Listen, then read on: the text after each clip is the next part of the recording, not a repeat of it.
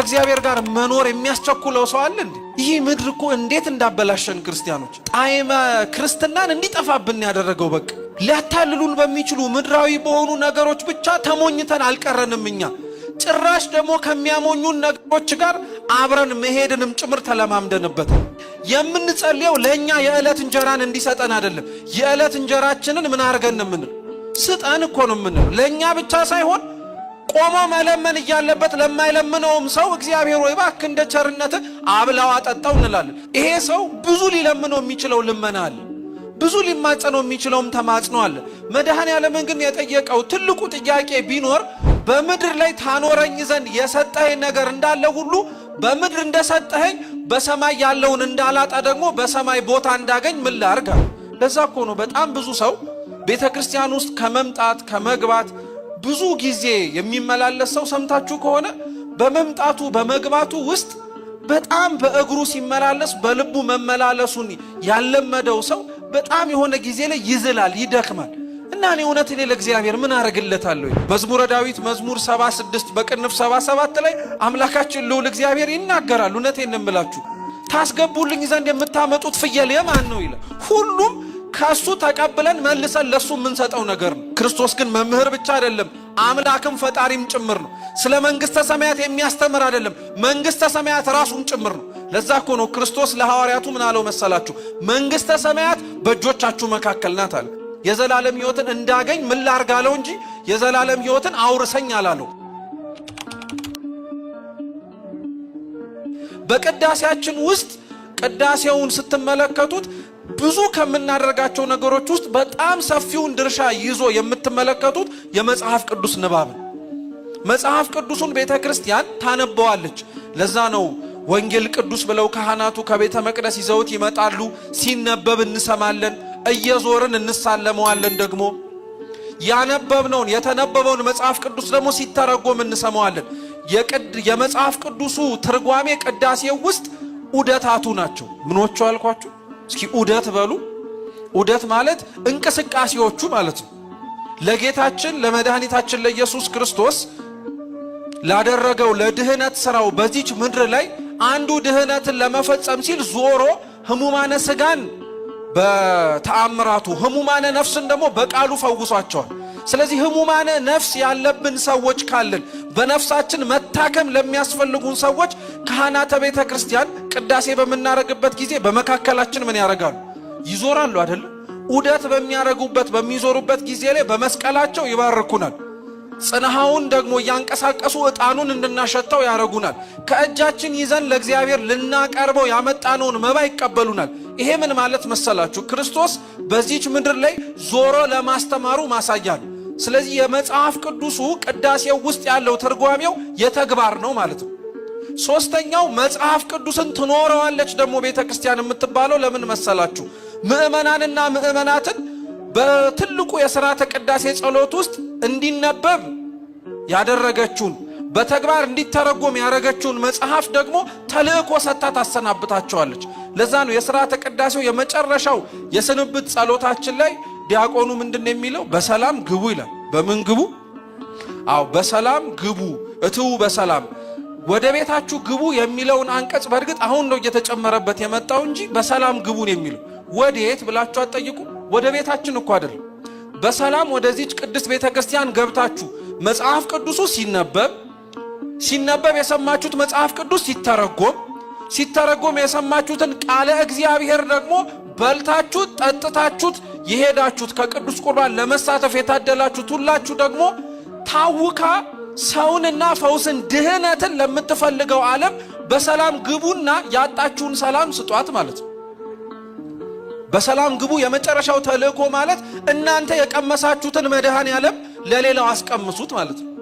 እናንተ ቸር አደረገልን የምትሉትን አምላካችሁን ለሌላው ቸር ማድረግ እንደሚችል ሂዱና ተናገሩ ማለት ነው።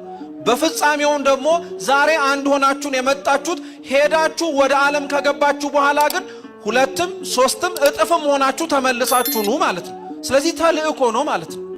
መጽሐፍ ቅዱስ ቤተክርስቲያን ውስጥ ክርስቲያኖች የሚነበበው ለዚህ ነው። አንዳንድ ሰው መጽሐፍ ቅዱስ ሲነበብ ሲተረጎም ሲማር ሲሰማ የመዳከም የመሰላቸት ታሪኩን ከማወቁ ደግሞ የተነሳ ምን አዲስ ነገር ሊወጣው ይችላል? መቼም የተለመደውን ስብከት ነው የሚሰብኩን፣ የተለመደውን ነገር ነው የሚናገሩን፣ ሁሌም የምንሰማውን ነገር ነው የሚደግሙልን ይባላል። የምንሰማቸው ነገሮች ተደጋጋሚ የሚነገሩት እኮ ክርስቲያኖች እኛ የኖርናቸው ስላልሆነ እኮ። መቼም ካህኑ ተነስቶ የመጨረሻ ማሳረጊያው ይላል አንዳንድ ሰው እግዚአብሔር አምላክ ቅዱስ ሥጋውን ክቡር ደሙን ለመቀበል ያብቃችሁ የሚለው ምርቃት ነው። ይሄንን ቤተ ክርስቲያን ለዓለም እስከ ዘላለም እስከ ዳግም ምጽአት ትሰብከዋለች። ለምን መሰላችሁ? ሁላችንም ቅዱስ ቁርባን እስከምንቀበል ማለት ነው። አንዳችን ይሄንን ምስጢር ለመሳተፍ ስለታደልን ተብሎ ይሄንን ነገር አናቆሙ። ሁሉም ወደ ክርስቶስ በረት ተሰብስቦ እስኪገባ ድረስ መኖሩን በአካል ሳይሆን በሕይወቱ ማስመስከር እስከሚችል ድረስ ቤተ ክርስቲያን ትናገረዋለች። የአብዛኞቻችን ሕይወት በነገራችን ላይ እሱ ነው። ቤተ ክርስቲያናችሁ ውስጥ ሥጋችን ልመናችን ያለው እንጂ ነፍሳችን እዚህ የለም። እየሰማችሁ ነው? አሁን ነፍሳችን የለም ማለት ሕይወታችን የዚህ አይደለም ማለት ነው። አምላካችንን የምንፈልገው ተጠግተነውም ለመኖርም የምንሻው እግዚአብሔር ሊያረግልን የሚችለውን ነገር ስለምናውቅ ሊያረግልን የሚችለውን ነገር እንዳይከለክለን ስለምንፈልግ ነው እንጂ ወደነውና በዚህ መኖር ለኛ መልካም ነው ብለን አምነን አይደለም። ድክመታችንን ተመልከቱት ክርስቲያኖች። እግዚአብሔር እኛን የሚያኖረን ከኛ ሊጠበቅ ከኛ ሊያገኘው የሚችል የሆነ ነገር ያለ ነገር ሆኖ አይደለም። እኛ እግዚአብሔር ጋር ግን ያለነው ከሱ ልንቀበለው የምንችለው ነገር እንዳለ በማወቅ ብቻ ነው እንጂ እኛ ለሱ እናስፈልገዋለን ብለን በማመንም ጭምር አይደለም። ለዛ እኮ ነው በጣም ብዙ ሰው ቤተ ክርስቲያን ውስጥ ከመምጣት ከመግባት ብዙ ጊዜ የሚመላለስ ሰው ሰምታችሁ ከሆነ በመምጣቱ በመግባቱ ውስጥ በጣም በእግሩ ሲመላለስ በልቡ መመላለሱን ያለመደው ሰው በጣም የሆነ ጊዜ ላይ ይዝላል፣ ይደክማል። እና እኔ እውነት ለእግዚአብሔር ምን አረግለታለሁ ይላል። እውነት እንነጋገር ከተባለ እኛ ለእግዚአብሔር ምንም ላናረግለት እንችላለን። የሚገርማችሁ ግን ብዙ ከምናረግለት ነገር በላይ እግዚአብሔር እኛን የሚፈልገው መዝሙረ ዳዊት መዝሙር 76 በቅንፍ 77 ላይ አምላካችን ልዑል እግዚአብሔር ይናገራል። እውነቴን እንምላችሁ ታስገቡልኝ ዘንድ የምታመጡት ፍየል የማን ነው ይላል። በሬውስ የማን ነው? በጉስ የማን ነው? የማን ይመስላችኋል ክርስቲያኖች? የመድኃኔዓለም እኮ ነው። ሁሉም ከሱ ተቀብለን መልሰን ለሱ የምንሰጠው ነገር ነው። አንድ በጣም እያስቸገረ ያለው እንደ በሬው እንደ ከብቱ እንደ ዕጣኑ እንደ ጧፉ እንደ ዘቢቡ ተይዞ መጥቶ ገብቶ መቅረት ያቃተው የኛ ሰውነት ብቻ ነው። ስለዚህ እግዚአብሔር ትልቁ ልንሰጠው የምንችለው ስጦታ ለመድኃኔዓለም ምን ላርግለት ብላችሁ የምታስቡ ከሆነ ክርስቲያኖች ራሳችሁን ስጡት። ከዚያ በላይ ምንም የሚፈልገው ነገር የለም። እናንተ ከመጣችሁ ሁሉም ይመጣል። እኛ ስንመጣ በደንብ አድርጎ ይመጣል። ይሄ ባለጸጋ ነው። ስለዚህ መነሻ ታሪኩን አድርገን ያነሳ ነው መጽሐፍ ቅዱስ ተነቦ ተተርጉሞ በሕይወት ደግሞ ሲኖር መጨረሻ ደረጃ ላይ እንደሚደርስ ለማስተማር ነው። እየሰማችሁ ነው? እየሰማችሁ ነው? እግዚአብሔር ከሁላችን ጋር ይሁን። ሲነበብ እንደሰማችሁት አንድ ባለጸጋ ወደ ጌታችን ወደ ኢየሱስ ክርስቶስ ቀረበና እንዲህ ብሎ ጠየቀው፣ መምህር ሆይ በሉ የዘላለም ሕይወትን እንዳገኝ ምን ላድርግ? የሚገርም ጥያቄ ነው በነገራችን ላይ። ምክንያቱም ሰውየው ባለጸጋ ነው፣ ብዙ ሀብትና ንብረት ያለው ሰው ነው። እግዚአብሔር ጋር ቀርቦ ክርስቶስን አካል ለአካል ቆሞ እያነጋገረው ሊለምነው የሚችለው ብዙ ልመና ነበር። ለምሳሌ እንደ ባለጸጋነቱ ሀብቴ እንዳይወድቅ ባለጸጋ ሆኜ ለዘላለም መኖር እንድችል ምን ላርግ ብሎ መጠየቅ ይችላል? አይችልም? ይችላል።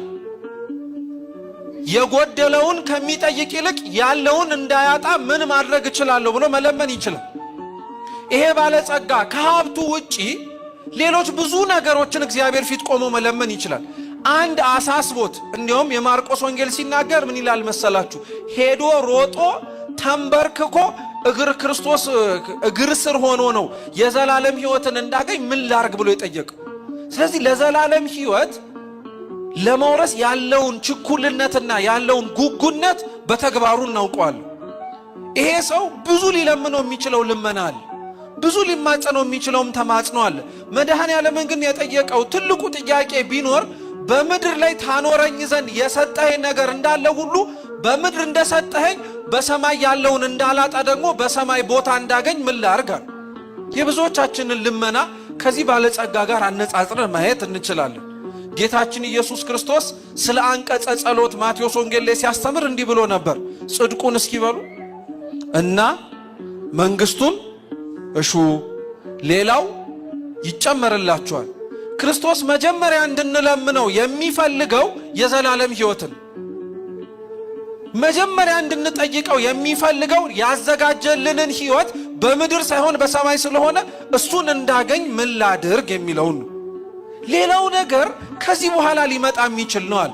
ያ ማለት ክርስቲያኖች ስለ ዘላለም ሕይወት ብቻ በመጠየቅ ሂደት ውስጥ ሌሎች የሚያሳስባችሁን ነገር ለእግዚአብሔር አትንገሩት ማለት አይደለም። ይሄ በፍጹም አይደለም። ግን ከሌሎች ነገሮቻችን አስቀድመን መጠየቅ ያለብን የእግዚአብሔርን መንግስቱን ነው። እውነቴን እምላችሁ ለምን የእግዚአብሔር መንግስት ይለመናል መሰላችሁ? ይህ መንግስት ከገቡበት አንደኛ መውጣት የለበትም። እቻውን የምንኖርባት መሬት እንደገባንባት መውጣት እንዳለባት ታውቃላችሁ አይደል? ቅዱስ አግናጤዎስ ምጡላ አንበሳ ምን ይላል መሰላችሁ? የሰው ሞቱ እንዳወላለዱ ነው ይላል። እስኪ የሰው ሞቱ በሉ እንዳወላለዱ ነው። ሰው ሁሉም በዚች አውደ ምሕረት ውስጥ ያለን የተሰበሰበን በሉ ሆስፒታል የተወለደው አንዳንዱ ሆስፒታል የተወለደ አለ፣ አንዳንዱ መኪና ውስጥ የተወለደ አለ፣ አንዳንዱ ቤቱ የተወለደ አለ፣ አንዳንዱ ሜዳ ላይ የተወለደ አለ። በተለያየ መንገድ ወደዚች ምድር መተናል። በተለያየ መንገድ ወደዚች ምድር እንደመጣ ነው ደግሞ በተለያየ መንገድ እቺን ምድር ተሰናብተናት ምን እናረጋለን? እንሄዳለን፣ እንሞታለን። አንቀርም። እዚች ምድር ላይ መቆየት አንችልም።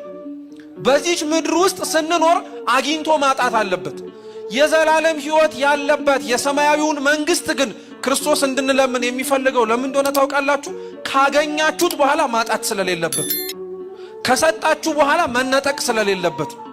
ስለዚህ ልትነጠቁ ልታጡ የምትችሏቸውን ብዙ ስጋዊ የሆኑ ነገሮችን መጀመሪያ አትለምኑኝ አለ። ሰው በነገራችን ላይ ቢያሳስበው ምን ሊለምን እንደሚችል ታውቃላችሁ? ልብስ፣ እንጀራ፣ መጠለያ። ከዛ የባሰው ልመናዎች በሙሉ ቅንጦት ናቸው። ልብስ፣ መጠለያ፣ ምግብ ነው። ይሄ በጣም ለሰው አስፈላጊ ናቸውም ጭምር የሚባሉት። ክርስቶስ ደግሞ እነዚህንም ነግሮናል። ስሙ ምን እንዳለ የሰማይ አዕዋፋትን ተመልከቷቸው፣ አይዘሩም፣ አያጭዱም፣ አይኮተኩቱም፣ ነገር ግን የሰማይ አባታቸው የሚያስፈልጋቸውን ምግብ ይሰጣቸዋል አለ አምላካችን። ልብ ብላችሁ ሰምታችሁን ከሆነ የሰማይ አዕዋፋትን አይዘሩም፣ አያጭዱም፣ አይኮተኩቱም አለ እንጂ አይበሩም አላለም። ምን አያረጉም አላለም? አይበሩም አላለም። ማለት እኔ የሚጠበቅብኝን ለነሱ አደርጋለሁ፣ እነሱም ከኔ እጅ መቀበል የሚችሉትን ነገር እንዲያገኙ ደግሞ የሚጠበቅባቸውን ያደርጋሉ ማለት ነው። የዘላለም ሕይወትን ለመውረስ እግዚአብሔር ይህንን እድል ሰጥቶን እንዲሁ ስለተቀመጥን ብቻ ያወርሰናል ብለን የምናስብ ሰዎች ካለን የማንበር ወፎች ነን ማለት ነው። የተቀመጥንበት ቦታ ላይ ሆነን አፋችንን በመክፈት ብቻ ሊያበላን ይችላል እንደማለት ነው። ለእግዚአብሔር ተስኖት አይደለም ክርስቲያኖች ይህንን ማድረግ። ምንም ሳንሰራ ሁሉን ነገር አሟልቶ መስጠት ይችላል እግዚአብሔር። ድህነታችን ውስጥ ግን የኛ ሱታፌ መታወቅ አለበት። አዳምን ሊያድነው አዳምን ሊቤዠው ሰው የሆነው ጌታችን ኢየሱስ ክርስቶስ ከአዳም ዘር ሳይወለድ እኮ ከላይ ከሰማያት ወርዶ ስጋን ተዋህዶ የራሱን ስጋ ፈጥሮ እኮ መኖር ይችል ነበር። ለምንድነው በሰው ማህፀን ውስጥ በእመቤታችን ማህፀን ውስጥ ማደርን የፈለገው? ንጽሕት ስለሆነች ቅድስት ስለሆነች ብቻ ሳይሆን እነሱ ባጠፉት ጥፋት ውስጥ ሊያድናቸው የፈለገው እግዚአብሔር የእነሱንም ድርሻ ፈልጎ ነበር። የኛ ድርሻ ንጽሕት የሆነችን ዘር ማቅረብ ነበር። እመቤታችንን አቀረብን። ከዚህ ውጭ ለአምላክ ልንሰጠው የምንችለው ስጦታ የለን። ሰው በጊዜው ለእመቤታችንን የሰጠው በቃ በሷ በኩል እግዚአብሔር ደግሞ እኛን ጎበኘ። በሷ በኩል እግዚአብሔር ደግሞ እኛን አየን። ሊያድነን የፈለገው እግዚአብሔር የኛን ስራ የኛን ድርሻ ፈልጎ ነበር። ስለዚህ የሰማይ አዕዋፋትን ተመልከቱ አለ፣ የምድርንም ምጽዋት ተመልከቱ አለ። ሰው የሚያሳስበው ልብስ አይደለም? ሰሎሞን በጊዜው ለብሶ ካጌጠባቸው አልባሳት በላይ ውብ የሆኑ ነገሮችን አልብሷቸዋል። የትኛው እጽዋት ነው ሲበቅል ክርስቶስን አልብሰኝ ብሎ የለመነው? ሊበርደኝ ይችላል ቅርፊት አድርግልኝ ብሎ የለመነ እጽዋት አለ? እንደሚያስፈልገው አውቆ እግዚአብሔር ሰጠው እንጂ እግዚአብሔርን እውነት ስለማናምነው ነው እንጂ ክርስቲያኖች እኮ ይሄንን የፈጠረውን ጉሮሮ ውሃና ምግብ ሳይሰጠው የሚያሳድረው ይመስላችኋል? በፍጹም አያደርገውም እኮ። ስንለምን ለምን መሰላችሁ? እኛ እንኳን የምንለምነው ልመና አባታችሁ ላይ ብለን ስንጸልይ የምንጸልየው ለኛ የዕለት እንጀራን እንዲሰጠን አይደለም። የዕለት እንጀራችንን ምን አርገን ምን ስጠን እኮ ነው የምንለው። ለኛ ብቻ ሳይሆን ቆሞ መለመን እያለበት ለማይለምነውም ሰው እግዚአብሔር ወይ እባክህ እንደ ቸርነት አብላው አጠጣው እንላለን። ታዲያ እግዚአብሔር የቤተ ክርስቲያንን ጸሎት እየሰማ የንጹሃኑን የአባት የእናቶቻችንን ጸሎት እየሰማ እነሱንም ይጎበኛል ማለት ነው። ስለዚህ ልብስ አያሳስባችሁ፣ እህልም አያሳስባችሁ። አስቀድማችሁ ሰማያዊቷን የእግዚአብሔርን መንግስት ለመለመን ሞክሩ። እሱን ነው የሚበጃችሁ። እሱን ከለመናችሁ በኋላ ሌላው ይጨመርላችኋል። ጠይቁኝ አደርግላችኋለሁ አለ። የኛን ህይወት ስትመለከቱት ግን ተገላቢጦሽ ነው። የኛ የጸሎት ህይወት ምኑ ይቀድማል መሰላችሁ? ሌላው ይቀድምና ጽድቅና መንግስቱ ሁለተኛው። እውነት እንነጋገር ከተባለ ከኛ መካከል የዕለት ልመናው ሆኖ መንግስትህን አውርሰኝ የሚል ሰው አለ? አብዛኞቻችን እኮ የሚያሳስበን ነገ ይነጋልና አምላኬው አደራህን እንደው የነገዋን ብርሃን አሳየኝ እንላለን። የመንግስተ ሰማያትን ብርሃን የሚናፍቅ ሰው አለ እንዴ? ከእግዚአብሔር ጋር መኖር የሚያስቸኩለው ሰው አለ እንዴ? ይህ ምድር እኮ እንዴት እንዳበላሸን ክርስቲያኖች፣ ጣዕመ ክርስትናን እንዲጠፋብን ያደረገው በቃ ሊያታልሉን በሚችሉ ምድራዊ በሆኑ ነገሮች ብቻ ተሞኝተን አልቀረንም። እኛ ጭራሽ ደግሞ ከሚያሞኙን ነገሮች ጋር አብረን መሄድንም ጭምር ተለማምደንበታል። ለዛ ነው አንድን ሞኝ ወንዝ ሲወስደው ምን እያረገ ነው ይላሉ አባቶቻችን? እያሳሳቀ ነው። ዓለምም ከእግዚአብሔር ስታረቀን እያሳሳቀችን ያራቀችን፣ ኃጢአታችንም ሲያረቀን እያሳሳቀን ያራቀን፣ በደላችን ሲያረቀን እያሳሳቀን ያራቀን ይሄ ባለጸጋ። ስለዚህ የለመነው ልመና ቀላል ልመና አይደለም። መንግስተ ሰማያትን እንድወርስ የዘላለም ሕይወት እንዲኖረኝ ምን ላድርግ አሉ። ስለዚህ በዚህ ውስጥ የዘላለም ሕይወት እንዳለው እንደሚያምን ታውቃላችሁ ማለት ነው። ከሞት በኋላ ሕይወት አለ ብሎ ይህ ባለጸጋ ያምናል ማለት ነው። ቀጠለና ክርስቶስ ታዲያ ምን አለው?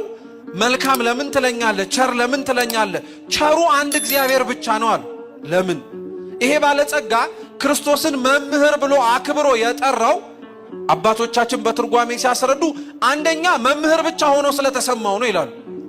የዘላለም ሕይወትን እንዲያገኝ ጠየቀው እንጂ፣ እየሰማችሁ ነው? የዘላለም ሕይወትን እንዲያገኝ ዕውቀትን ጠየቀው እንጂ ከክርስቶስ አውርሰኝ ብሎ አልለመነው። የዘላለም ሕይወትን እንዳገኝ ምን ላርጋለው እንጂ የዘላለም ሕይወትን አውርሰኝ አላለው። ለሱ መምህር ብቻ ስለነበረ ማለት ነው ይላሉ። ክርስቶስ ግን መምህር ብቻ አይደለም፣ አምላክም ፈጣሪም ጭምር ነው። ስለ መንግስተ ሰማያት የሚያስተምር አይደለም፣ መንግስተ ሰማያት ራሱም ጭምር ነው። ለዛ እኮ ነው ክርስቶስ ለሐዋርያቱ ምን አለው መሰላችሁ? መንግስተ ሰማያት በእጆቻችሁ መካከል ናት አለ። እስኪ መንግስተ ሰማያት በሉ። በምኗቻችሁ መካከል ናት? አንደኛ መንግስተ ሰማያት መግባት የሚያስችላችሁ ስራ እጃችሁ ላይ ነው፣ ጽድቁም ኩነኔውም ማለት ነው። መንግስተ ሰማያት ይሄን ያክል እንደ መዳፋችሁ ቅርብ ናት ማለት ነው። መልካም ብትሰሩ የምትወርሷት ከእግዚአብሔር ቸርነት ጋር፣ መልካም ባትሰሩ ግን ፈራጅ ነውና እግዚአብሔር የምታጧት ናትና መንግስተ ሰማያት ምናችሁ ጋር ናት አለ? እጃችሁ ላይ ናት አለ። ሁለተኛው ግን ይላሉ አባቶቻችን መንግስተ ሰማያት በእጆቻችሁ መካከል ናት ማለት መንግስተ ሰማያት ቦታ ብቻ ሳይሆን ክርስቶስ ራሱ ነው። መንግስተ ሰማያት ዘላለማዊ ማረፊያ ናት። ለክርስቲያን ዘላለማዊ ማረፊያው ቦታ ብቻ ሳይሆን አምላኩ ነው። እየሰማችሁ ነው? ምኑ ነው አልኳችሁ? አምላኩ ነው፣ ክርስቶስ ነው። ስለዚህ መንግስተ ሰማያት ከናንተ መካከል ናት። የሚያወርሳችሁ የመንግስተ ሰማያት ጌታ እውነተኛ ዘላለማዊ እረፍታችሁ ከናንተ ጋር ነው አለ። ስለዚህ መንግስተ ሰማያት ለመግባት የምንናፍቀው አንደኛው ለዛ ነው። ይሄ ባለጸጋ ክርስቶስ መምህር ብቻ ስለመሰለው ግን ዕውቀትን ጠየቀው እንጂ ሕይወትን አልለምነው። ከቤተ ክርስቲያን ብዙ ሰው ዕውቀቷን ነው እንጂ ሕይወቷን ያልወሰደ ስንት ሰው አለ መሰላችሁ? ዕውቀቱን ቀድተነዋል፣ በደንብ አድርገን ወስደነዋል፣ ጥቅሱን እንናገረዋለን፣ የሚያስፈልጉትን የአባቶቻችንን ትርጓሜያት እንመሰክራለን፣ እንዲህ ብለው አስተማሩ እንላለን። አባቶቻችን የጠቀሱትና ያስተማሩትን የትርጓሜ ሕይወት ግን መኖር የከበደን ሰዎች ነን እኛ። ይህ አይነቱን ሰዎች ነን እኛ፣ በጣም ደካማ የሆንን ማለት ነው። ዕውቀቱን ይዘነው ሕይወቱ ግን የጎደለን ማለት ነው።